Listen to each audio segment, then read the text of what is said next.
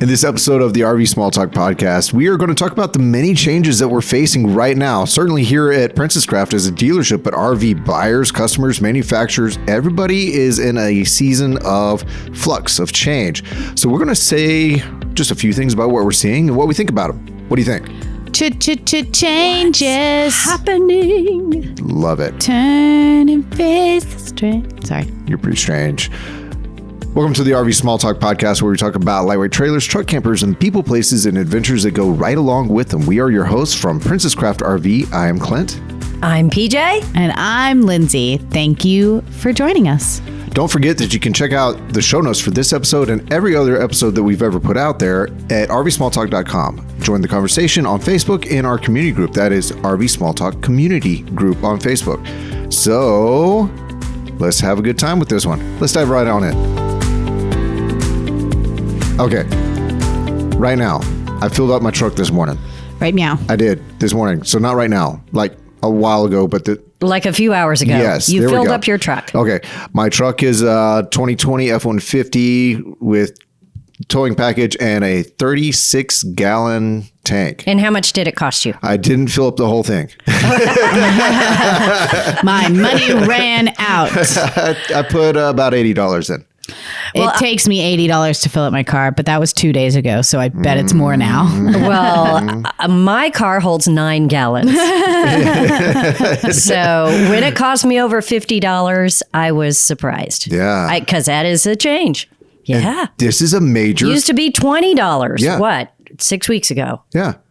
And I mean, being a Miata, I mean, you could go a long time on that. I can. I'm very thankful for my gas mileage right now. Yeah, it's really nice. What is your gas mileage? I had 35-ish. Wow. Yeah. There are hybrids out there that struggle to get that. It really is a roller skate, you know? It is. Well, you can't roller skate in a buffalo herd.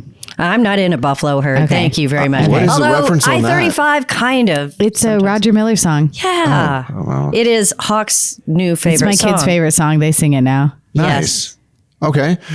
I'll sing it for you later. But the punchline of it is, but you can be happy if you put your mind to it. Buckle down, do it. You can be happy if you put your mind to the roller skate in the buffalo herd, because I'm not sure you'll be happy long. You also can't change film what you can't do with a kid on your back. You can't take a shower in a parakeet cage. Yeah, there's lots of things you can't do. You can't go swimming in a baseball pool.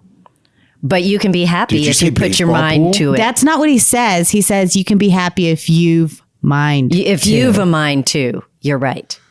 Get it right or pay the price. All right, let's get back to gas here. Yes. Roger Miller, thank you. So, gas. Right now, I know the pinch, you know the pinch, and all the RVer talk right now is, what are we doing with our plans that we made? Yeah. People had trips planned, and people are starting to call those off or decide to take like half the trip versus the whole trip. Yep. Yeah, and some people are deciding, we're hearing all of that. And some people are saying, you know what, maybe I just won't buy an RV right now. That's happening a lot. Yeah. A lot of cancellations because of gas going up. And it turns a road trip into a dipping into your savings. But well, it turns a road trip into a little more expensive. It's not a little bit more though, especially if you're pulling a trailer. Yeah. So your gas mileage goes down. I mean, it's a lot more. And people who plan these trips like on a budget because they don't have, money to just throw at it, then it's discouraging. I mean, why buy a unit if you can't take trips with it? So here's my deal is we're kind of and I do this a lot. Y'all have seen me do this before. I'm an all or nothing kind of mindset person, and then I can walk it back, and then I have to make my peace with it, and then I have the time of my life, right? And this happens all the time. And I think that that's a mindset that we are very much in as Americans and Westerners in general, is I only want the epic long trip, week, 2 weeks, whatever, great distances, going to cross so many state lines kind of trips. Yes, but if you look at the statistics, Clint, over half of the trips that are taken in people's RVs are not those epic long trips. Right. They're not. Right. But so, people who are new to RVing, who are like, well, if I can't take my long trip. And if you're buying an RV, like if you haven't RV'd before, if you're new to this and you're buying an RV, that's like the sparkle of it. But that's a whole I'm going to go to the Grand Canyon and I'm going to go to Yosemite and I'm going to like do all this stuff. And it's like it's the fun part of thinking about it. So even if it's not the reality, right? Even if it's not the reality right now. And what I see a lot of times with people that are buying an RV is they have these illusions of what they'll do someday, but they're not really doing that right now. So the someday, I mean, RVers are famous for somedays. So they have the someday of, I'll go to Yellowstone, I'll go to Glacier National Park, I'll go to Alaska, right? And especially now after 2 years of being limited on travel, everybody wants to go and be free and do all these great things. They hype themselves up for it. They put their name on it. They put a deposit down in an RV. Yeah. And then they kind of panic. But here's the thing. Are you actually planning on doing that in the next month? Because we really don't know where the gas prices are going to stabilize, where they're going to land. And it's probably not going to stay at $6 to $10 a gallon forever. Yeah.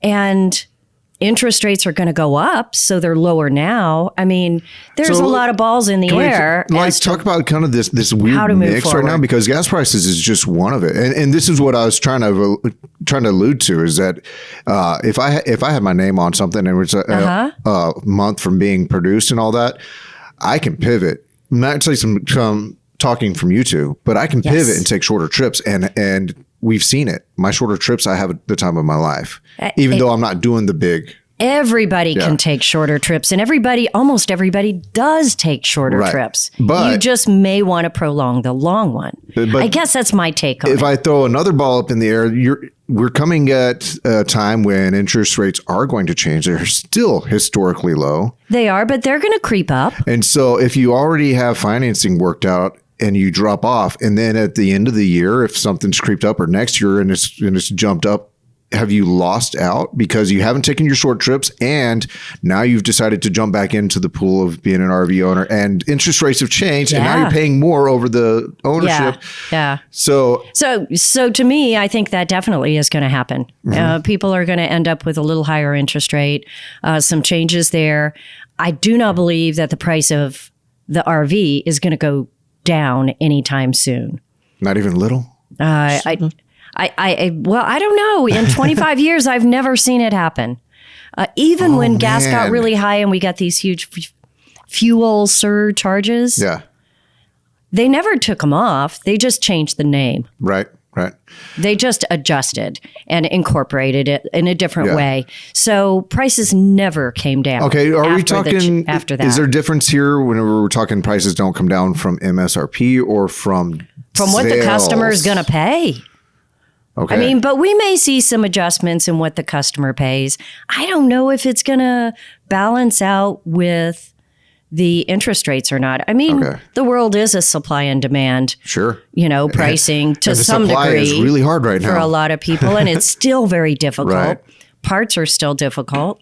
I don't know. I mean, here's what I think. If you boil the water out, what's happening right now, and by right now I mean, in the past 7 days, is change. Whenever we get our first cold spell, nobody shops for a couple of days. If the weather's cold, like cold for here is, around freezing or 30s, 40s. Nobody 60's shops. Pretty cold for me. I know, Lindsay. That's your threshold. I'm cold right now. But people quit going outside for a couple of days. And then all bets are off and everybody's back to it because they've adjusted. Right now, I think we're in the shock period. Okay. And we haven't adjusted because we don't know what's going to happen next. But the reality is something's going to happen next. The price may keep going up and then it will stabilize somewhere. But we will adjust to that. We adjusted to $4 a gallon in gas. People didn't quit going to see grandma. Yeah, and that's one thing I was going to bring up is last time we saw, here in Texas where gas prices are oftentimes a little bit lower. Right. We've seen over $4 a gallon, 10 something years ago, 14 years ago, something. We saw over $4 a gallon, but the value of the dollar has changed since then. The price of all commodities have changed since then. So I look at $4 a gallon of gas as, man, I hate this. This sucks. However, I'm going to go see Grandma or the Grand Canyon or whatever I want to do. Because if I adjusted that $4 from years ago, it'd be more like $5, $5.50, or $6. Yeah. So right now, it's still not at that level of being like, oh, I've got to go get in the gas line. Well, you know, I think I've talked about this before on the podcast, but I listened to two guys on your head. Yeah. They did a show. Is it a podcast? It is. Yeah. It's a podcast, and they put it on public radio. Yeah, I hear it all kinds of places. They're psychologists. Yeah. I love these guys. Yeah. They have such interesting stuff. So plug for them, two guys on your head. And they're pretty short and quick. They did one about how quickly we normalize to a new normal.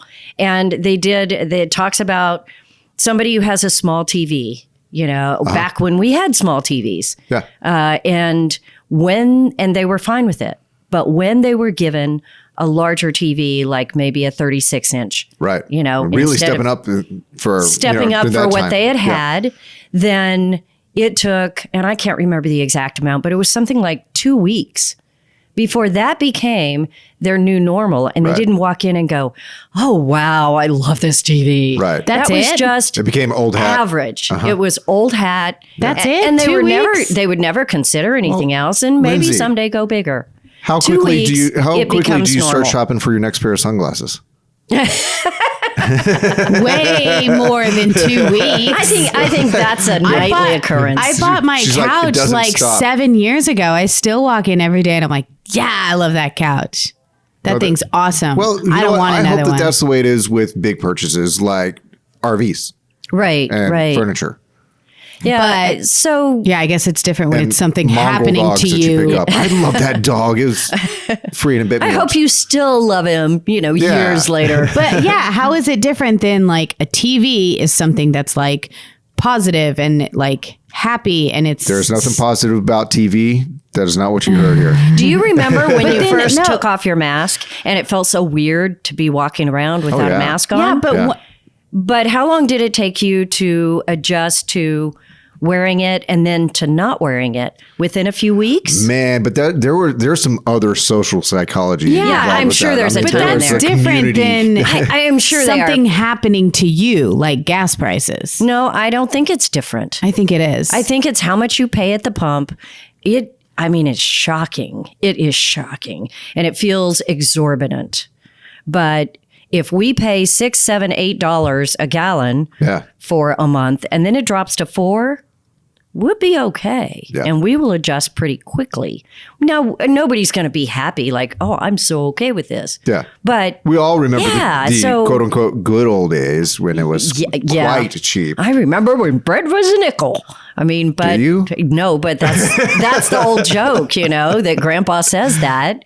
I do remember when gas was less than $1. We remember when we used to say, I remember when gas was like $1.99, and then all of a sudden gas was $1.99. Yeah. So crazy. So I don't know. I'm just saying we adjust. People will adjust. Sure. Hopefully the prices will normalize and we'll land somewhere better than what the projections are. But yeah, it's an uncertainty that make people stop their travel plans and stop their adventures. It isn't necessarily the action of what's happening. Okay. And I guess that's my view on this crazy. All right, let's go ahead and pivot. There's something else that I've seen out there lately with our customers because people are tired of waiting on their units coming off the manufacturer lines and getting transported here. So people are starting to keep scouring the internet, and then they'll find something that is close to what they have on order and just go hotshot run and pick it up. How many of those have we seen lately? A lot. And sometimes it's something specific, and sometimes they don't even care. Yeah. They don't even care if it's all that close. Maybe it's because it's spring break.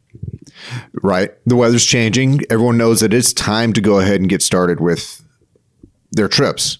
Yeah. And I still don't have it. Maybe they got that last notification. Oh, yes, your production date has been kicked back another month. You know, and they're like, well, I'm done. So, I mean, I get that line of thinking. Mm-hmm. I mean, how long our longest waiter due to production backups and components and stuff like that? How long do you think our longest waiter? Probably like a year. Okay. That's a long time to sit on a dream. Yeah, it is. It's like that's how you know. That's how you know if your dream is really real. Yeah. If you've got that, I mean, if you're buying an RV, hopefully it's a permanent dream and not a fly by night thought. Sure. Well, and a lot of people, you can say, all right, not this summer, but next summer, I'm doing that big trip. And we used to always do this with our, I've been saving up for years for my Europe trip or for my Carnival cruise or what have you, right? And so it's the same sort of thing. I've had a time that I was okay with, and we've just crossed that line. I know. So, yeah. Sometimes it's just that mental, I'm just done thinking about this. Mm-hmm. Yeah. I'm done worrying about it. I'm done waiting on this. It's just a mental, I'm done. So what do the dealerships do? What's the right response from a dealership standpoint whenever we get the phone call? Ooh. Hey, just want to let you know, I'm on my way home with my new trailer that it isn't the one I had on order with you. Well, I think it depends on the dealership as to what the right response is. Yeah. The right response is, cool, happy camping. Yeah. I hope you have lots of fun. Because, I mean, it's kind of like, isn't that what you say to all customers when they're like, oh, should I buy this or not? Like, you always swoop in with the, like, think of how many memories you're going to miss because you think, oh, I'm going to buy an RV when I retire. Or, oh, I'm going to wait till this to buy an RV. And then, I mean, it makes sense. Like, why are you waiting? Right. So then if people put campers on order and then it keeps getting pushed back and they find something similar that they like, well, it's the same concept. Why are they waiting? Yeah. Why? They're missing out on memories when they could just go buy somewhere else and start making memories. So I mean, I guess it's not ideal for us because we want them to buy from us, but in the general scheme of things, it's exactly what we want them to do and what we convince them to do in the first place is stop waiting. Yeah. And I've always felt like here at Princess Craft, that's been our take. You know what? Congratulations. Now get on to enjoying it. The question always comes in whenever they've done like some real special options selections. Are we talking money now? No, like if they order like something crazy. Something. Yeah. If they've ordered something and it's been about a year or something like that and they're waiting for it and they say, you know what, I went and picked up something very similar to what I ordered. I found it on a lot at a dealership and they said, come get it. So I went and did it. And you say, but wait a second. The one you had ordered with us had $50,000 in options. And it was lime green. We've been stuck with some. We've done that. Yeah. We've been stuck with some really weird colors before. Other options, you can do this to us all day long. And other options are not so easy. They're pretty normal selections on options. Yeah, most of them are. We'll be able to sell that. Go have fun. And then some of them are like, this is going to be really hard to sell. This one's going to be tough. Happens. Yeah. It happens. Well, but we still sell them eventually. We do. Because there's someone else out there that wants a lime green RV. The nicest phrase is there's a seat for every butt. There's a chair for every hiney. Yeah, I don't know. I guess I don't have the PG version another of that. Question. Don't have the appropriate translation. Yeah. Man, how many words for butt did we just say? Upwards and of were 7 any of them appropriate? Yeah. All of them? In context, we just didn't find any of the context that they're appropriate in. Hiney and tushy are the cutest words. They're not inappropriate. Cute words? I don't think there's a problem with derriere or fanny or derriere just makes me want to eat ice cream. You know, you say bottom. Dairy. Derriere. Makes you eat ice cream. For the lactose intolerant listening. Derriere. The non-derriere. Wait. Was that derriere? Is that like a no? So we had a term when I lived in Korea because you know the national food is like kimchi, and bonggu means to pass gas. So kimchi bonggu. So derriere, if you're never mind, whatever, lactose. Okay, well now everybody's gonna learn something new. We're teaching you new words. I saw today. the train going through your head, but I could not catch it. You didn't try. It left the station. What the heck was that? I'm okay with being a little embarrassed, but not very. So I can't catch my breath. Not very or not dairy? Oh, I'm fine with dairy. You've seen me. I slam dairy. I thought you said, but not dairy. And I was like, good one. But then I realized you didn't make a joke at all. Dairy and Clint are friends. Always have been. Yeah. But too bad the ice cream machine is always out at McDonald's. Oh, what is that? Okay. I digress. So what are some other things that are kind of right now in the moment? We've talked about the gas prices. We've talked about, you know, what we see as a pretty good response. Yes, if you found a way to go camping and you've waited for a while, and you're just getting notifications that your unit's another month or two out, we get it. Because we do get it. Yes, what else we are do we get seeing it. out there? But I think on the other side, before we leave that topic, is that we are now calling people saying, guess what? We have good news. We worked it so that your unit is now coming in, you know, in 2 weeks. So we wanted to let you know. After we spent a lot of time jumping through hoops, making sure we changed options so they could get something maybe a hair sooner. Right. And they say, oh, I bought something a month ago. I'm done. I don't even need that. And they don't know. Yeah. And then we have to call the manufacturer again and say, oh, remember that one that I made you do all those hoops on and now they don't want it? Or do we just leave the manufacturer and take it? Or we call them and say, your unit arrived last week. So excited. We've got it ready for you. Wanted to set that appointment. And they're like, oh, yeah, I don't know. Let me think about it. I'll see if I really want it. And we are seeing all of that happening now. So, but it's all these other reasons. It could just be I've lost interest. You know, it's not you, it's me kind of thing. But I think that the world is crazy right now. I think it feels, the world politics is made people feel a bit of unrest. Yeah. But yeah, it's just interesting what we're seeing, how it manifests itself over the last week in particular, but we've seen it even over the last month or two. Sure. So, everything changes. And the next discussion at that point is money.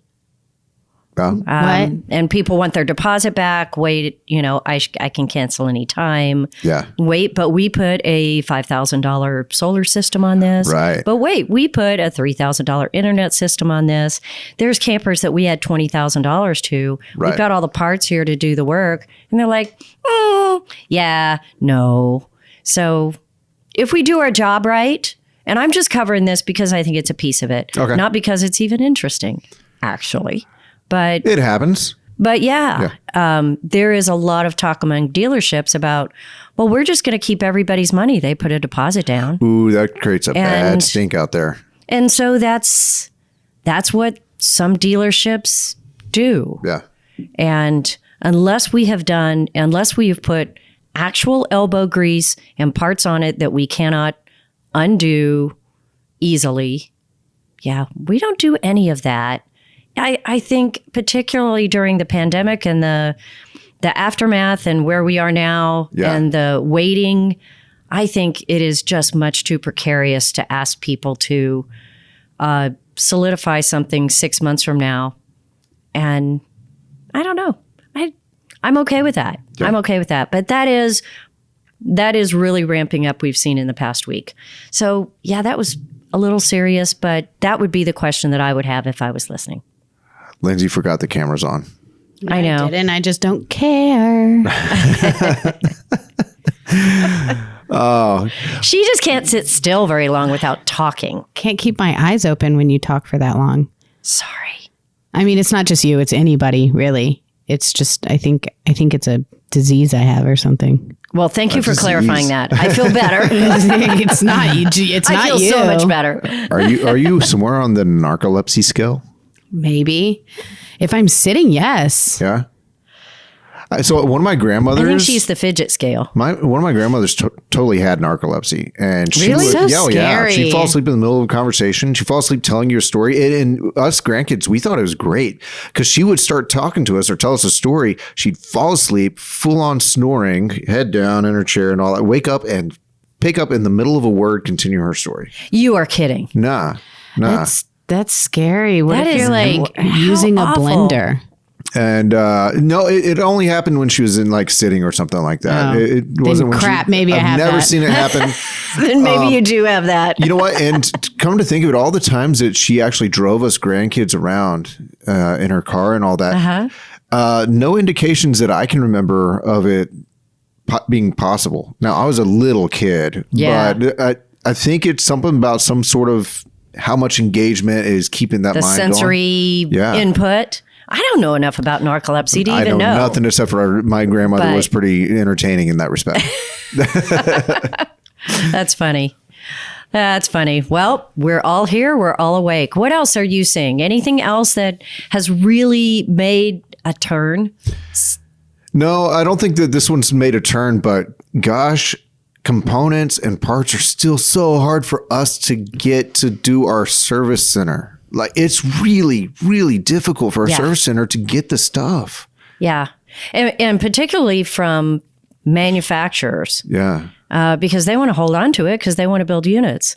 So, I think their parts departments are overwhelmed. Sure. Just overwhelmed. So we basically, and I'm guessing probably most RV dealerships right now just have lot full of service units that are waiting. Well, remember when all the manufacturers had these huge lots of uncompleted units and they're like, we got to get these things moved. So they shipped them all out to the dealerships. And now we have lots of incomplete units. It's just outsourcing. That's true. It's like renting. And it's the same problem. It is.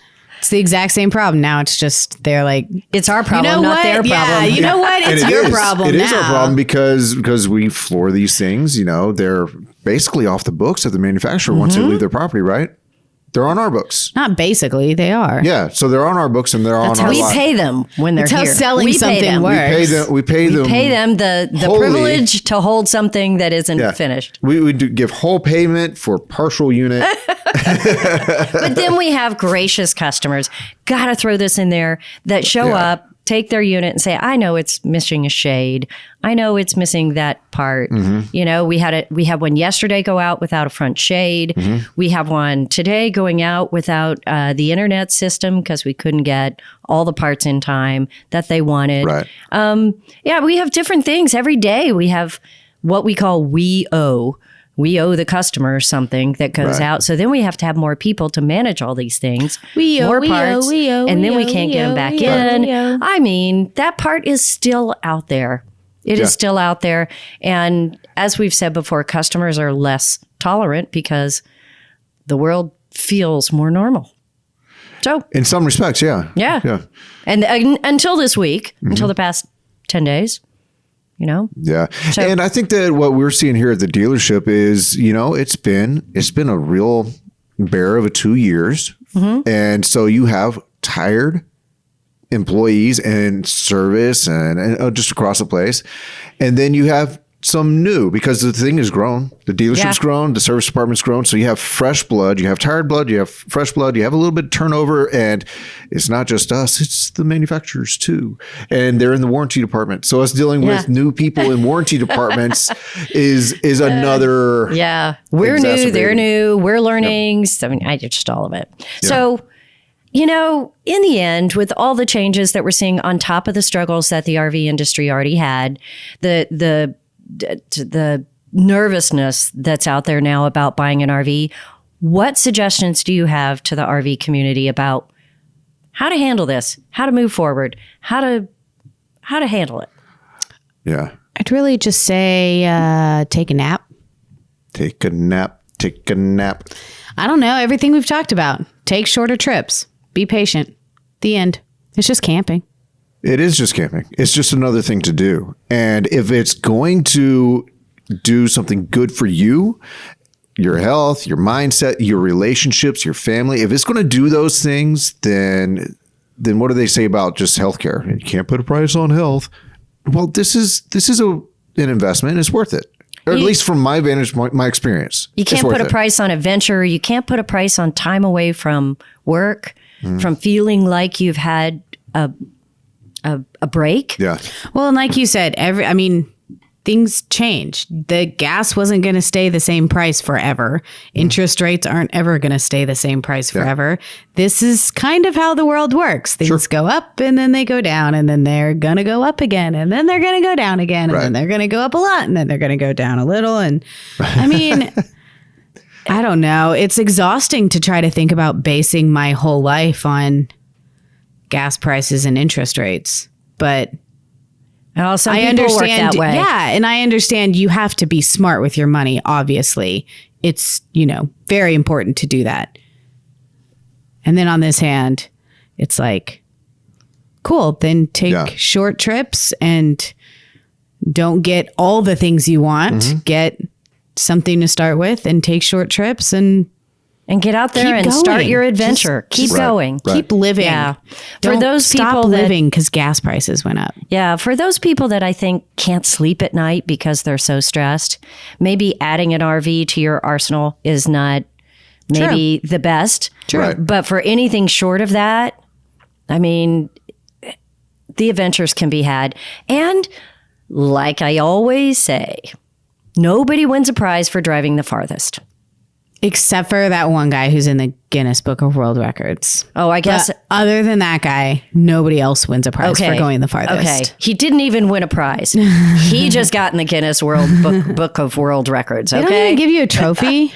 I don't know. Do they send you a plaque or anything? I think I heard something like you actually have to pay to be in that. Shut up. Yeah. Really? I think that you actually have to pay them so that they can come out and verify. So there's a little bit of a... Well, gas prices would really impact that then, wouldn't it? I don't know what happened in 2022. There were fewer new world records. Yeah, well. I'm going to look that up right after this podcast. I don't know. Maybe I'm a cynic. Maybe that's my problem. I may have heard something and it just sounded too juicy not to be true. Maybe you need to listen to some more Roger Miller. Yeah. Is my advice. There you go. Because you can be happy if you've the mind to. If you've a mind to. If you've mind to. Knuckle down, buckle down, and do it. All right. Everybody, thank you so much for joining us for this episode of the RV Small Talk podcast. It has been fun, and we didn't know really where this conversation was going to take us. We never had no idea.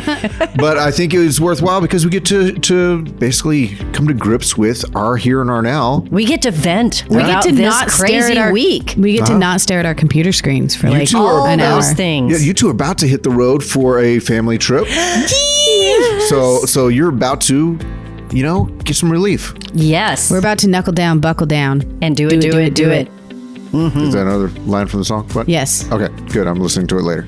No, you're listening to it right now. Okay. Say bye. That's RVSmallTalk.com for your show notes. That is RV Small Talk Community Group on Facebook to join up and do other things like that. We are also on YouTube. Just look up RV Small Talk Podcast, and you can be happy if you've a mind to. You've a mind to? He literally says if you've mind to. If you've mind to. But he's also Roger Miller, so he can just kind of. He can make up words. Yeah. He is authorized. It's kind of like Eminem. He can rhyme orange, and no one else can. With mom's spaghetti. While he's eating it, I think. But he can rhyme purple with maple syrup. It's true. That's Roger Miller. You've never heard of Roger Miller? All right. I was trying it right now. I'm a fan of Glenn Miller. Oh, no. Yes. I do both. Bye, y'all. Bye.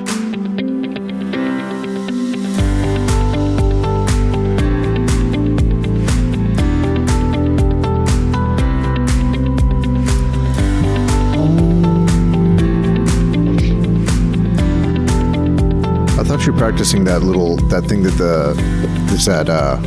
two-tone or multi-polyphonic singing. Weren't you practicing that?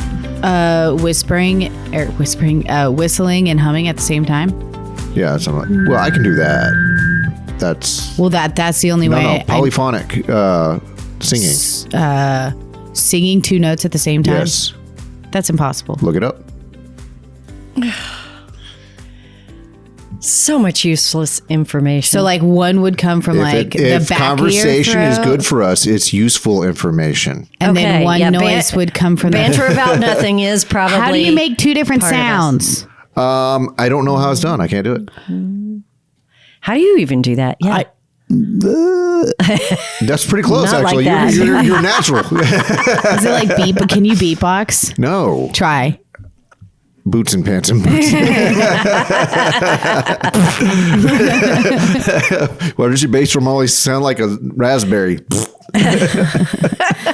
and pants and boots and pants and boots and pants.